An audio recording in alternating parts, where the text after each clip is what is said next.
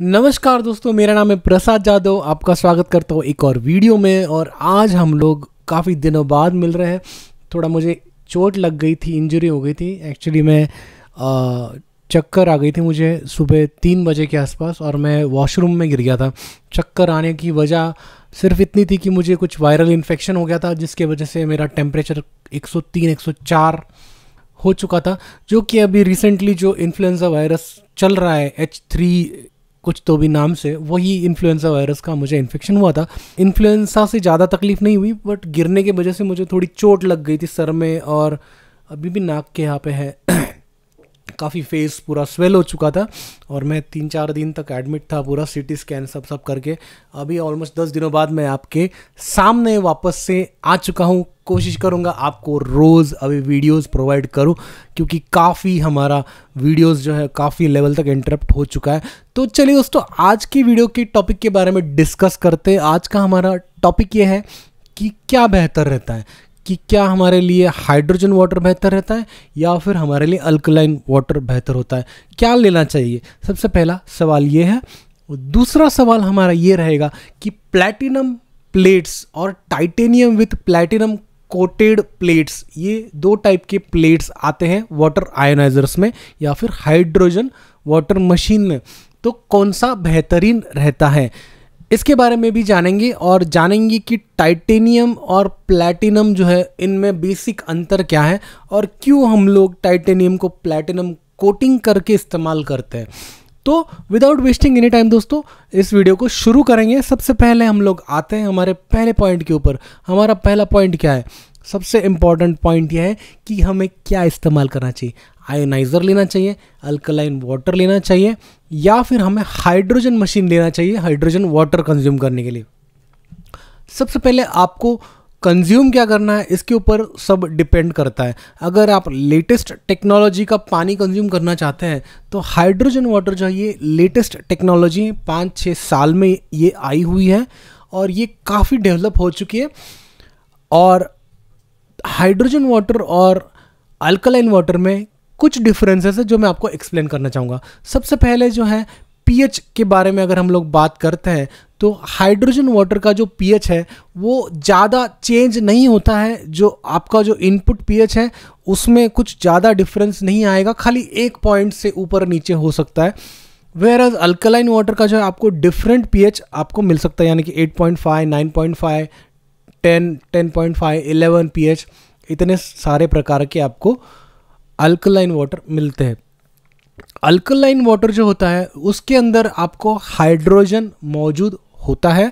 जब हम लोग फ्रेशली अल्कलाइन वाटर लेते हैं और फ्रेश कंज्यूम करते हैं, उसमें आप मैक्सिमम अगर पकड़ ले तो 600, 700 ppb, 800 ppb तक हाइड्रोजन उसमें मौजूद होता है। बिकॉज अल्कलाइन आयनाइजेशन प्रोसेस के अंदर जो है हाइड्रोजन पानी के अंदर जो है ऐड होता है। वेयरएज अगर हम लोग हाइड्रोजन वाटर की बात करें, हाइड्रोजन वाटर के अंदर अल्कलाइन मौजूद नहीं रहता है।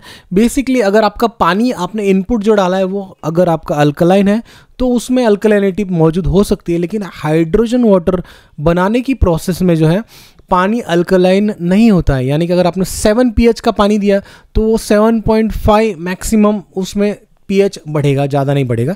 ये एक मेजर डिफरेंस है।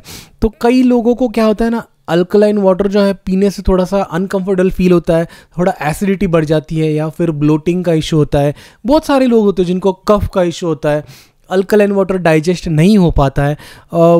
बहुत उन्होंने कोशिश कर ली, 8.5 पे आ गए, फिर 8 पे आ गए, 7.5 पे आ गए, फिर वापस दोबारा जब ऊपर का pH कंज्यूम करने जाते हैं तो उनको ब्लोटिंग के इशू होने लगते हैं। पेट में हमेशा ऐसा भारीपन महसूस होता है, फिर बॉडी जो है कफ ज़्यादा जनरेट होता है। किसी किसी को अस्थमा जो है, चेस्ट में कफ एक्यूमुलेशन का प्रॉब्लम होता है। ये सब जो है कई लोगों की बॉडी के अनुसार काफ़ी लोगों को तकलीफ होती है। तो वो लोगों ने अगर हाइड्रोजन वाटर कंज्यूम किया तो उनको ये सब परेशानियों से गुजरने की ज़रूरत नहीं पड़ती है। वेयरएज हाइड्रोजन वाटर है उसमें आपको कोई भी साइड इफेक्ट नहीं आता है, किसी भी प्रकार का साइड इफेक्ट नहीं आता है। अल्कलाइन वाटर में भी मैं बता रहा हूँ, खाली आप पकड़िए चलिए 4-5% जो लोग हैं उनको ये सब शिकायतें होती है, जिनको अल्कलाइन वाटर जल्दी से डाइजेस्ट नहीं हो पाता है। तो उस कंडीशन में हम लोग आपको सजेस्ट करते हैं कि आप हाइड्रोजन वाटर कंज्यूम कीजिए। दूसरा इंपॉर्टेंट पार्ट ये है, हाइड्रोजन वाटर के अंदर जो है जो एंटीऑक्सीडेंट की मात्रा बहुत ज़्यादा होती है, बहुत ज़्यादा होती है, यानी कि 1500 ppb तक हाइड्रोजन रहेगा, -800 ORP आपको पानी में मिल सकता है, बहुत ज़्यादा अमाउंट ऑफ एंटीऑक्सीडेंट रहता है। लेकिन हाइड्रोजन वाटर की लाइफ बहुत कम रहती है, बहुत कम, यानी कि आप पकड़ लीजिए हमने हाइड्रोजन वाटर जनरेट करने के 1 घंटे के अंदर अंदर उसके अंदर से सारा हाइड्रोजन जो है वो डिसएपिएट हो जाता है, पूरी तरह से निकल जाता है। वेयर अल्कलाइन वाटर जो आप 24 आवर्स 48 आवर्स तक रखेंगे तो भी वो अल्कलाइन रह सकता है। ये एक मेजर डिफरेंस है। दूसरी बात अगर हम लोग करें कि हाइड्रोजन वाटर जो है हम लोग कंटिन्यूस जो है कंज्यूम नहीं करें तो भी चलता है। हमें हाइड्रोजन वाटर जो है मैक्सिमम पर डे जो है वो 3000 ppb का कंजम्पशन होना चाहिए, उससे ज़्यादा नहीं होना चाहिए। यानी कि अगर आपने सुबह 1 गिलास पी लिया, शाम को 1 गिलास पी लिया, that is sufficient for your body. उससे ज़्यादा भी पिएंगे तो आपको कोई परेशानी नहीं होगी, लेकिन ज़रूरत नहीं है उससे ज़्यादा पीने की। आप कोई भी पानी पी सकते हैं, फिर बाद में आप बाहर जाके बॉटल वाटर पी सकते हैं, घर में टैप वाटर पी सकते हैं, RO वाटर भी पी सकते हैं, कोई दिक्कत नहीं है। वेयर अल्कलाइन वाटर का ऐसा है कि अल्कलाइन वाटर अगर आप कंज्यूम करते हैं तो आप उसको दिन में हमेशा कंज्यूम कर सकते हैं, खाना खाते वक्त उसे कंज्यूम नहीं करना है, 1 घंटा पहले 1 घंटा बाद में। हाइड्रोजन वाटर आप खाने के साथ भी ले सकते हैं, उसमें कोई प्रॉब्लम नहीं है। ये एक मेजर डिफरेंस है। वेयरएज अल्कलाइन वाटर जो है उसके जो बेनिफिट्स है आपको 15 दिन से लेके 20 दिन में आपको उसके फ़ायदे आपको नज़र आने लगते हैं, आपकी बॉडी जो है रिस्पॉन्ड करना चालू करती है। वेयर एज हाइड्रोजन वाटर का जो बेनिफिट्स है आपको डे 1 से आपको पता चलने लगता है कि हमारे बॉडी में एनर्जी जो है ज़्यादा बढ़ चुकी है, हमारे बॉडी ने जो है काफ़ी पॉजिटिवली उसको एक्सेप्ट किया है।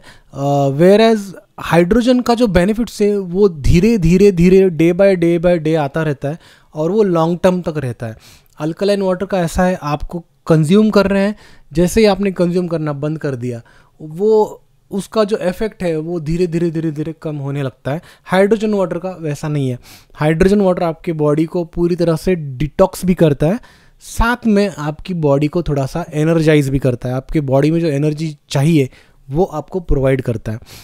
तो ये दोनों जो है सिमिलर कॉन्सेप्ट पे चलने वाले सिस्टम्स हैं, लेकिन अल्कलाइन वाटर के कुछ बेनिफिट्स हैं जो हाइड्रोजन वाटर के पास नहीं होते हैं। लेकिन हाइड्रोजन वाटर जो है पूरी तरह से एक मेडिकेटेड वाटर की तरह इसे इस्तेमाल करना चाहिए। यानी कि आप रेगुलरली ड्रिंक करते रहेंगे हाइड्रोजन वाटर, ज़्यादा भी पी लेंगे तो क्या होता है बॉडी में से आपकी ऑक्सीजन की लेवल कम हो सकती है। तो मैक्सिमम 3000 ppb जो है पर डे आपको कंज्यूम करना है, उससे ज़्यादा आपको हाइड्रोजन कंज्यूम नहीं करना है।